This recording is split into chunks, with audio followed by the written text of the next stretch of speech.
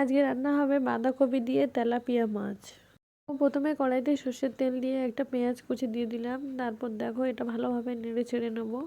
পেঁয়াজটা দেখো লাল হয়ে যাচ্ছে, এবার এতে আদা রসুন জিরে একসাথে পেস্ট দিয়ে দিলাম। দেখো ভালোভাবে মশলাগুলো নেড়ে চেড়ে যে দেখো তেল ছাড়ছে, এবার এতে নুন হলুদ ঝাল সব দিয়ে দেবো।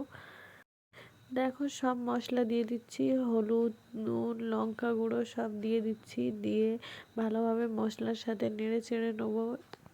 হচ্ছে হাফ পাতাকপি, মানে আরেকদিন রান্না করা হয়েছিল আর হাফ রেখে দেওয়া হয়েছিল। দেখো সামান্য পানি দিয়েছি, কারণ মশলা পুড়ে গেলে তেতো লাগবে। তো দেখো পাতাকপি আলু সব একসাথে দিয়ে মশলার সাথে ভালোভাবে কষে নিলাম। কত দেখাচ্ছিল, এখন কয়টুকুনি হয়ে গেছে দেখো। দেখো ভালোভাবে নেড়ে চেড়ে নিলাম, এবার ঢাকনা দিয়ে দেবো। পানিটা যখন পুরোপুরি শুকনো হয়ে গেছে, তারপর এতে ঝোল দেবো। ঝোল দিয়ে তেলাপিয়া মাছ ভালোভাবে দিয়ে দেবো, দিয়ে মরিচ গুঁড়ো দিয়ে নামিয়ে নেবো। আজকে আমি টমেটো ছাড়াই পাতাকপি রান্না করলাম।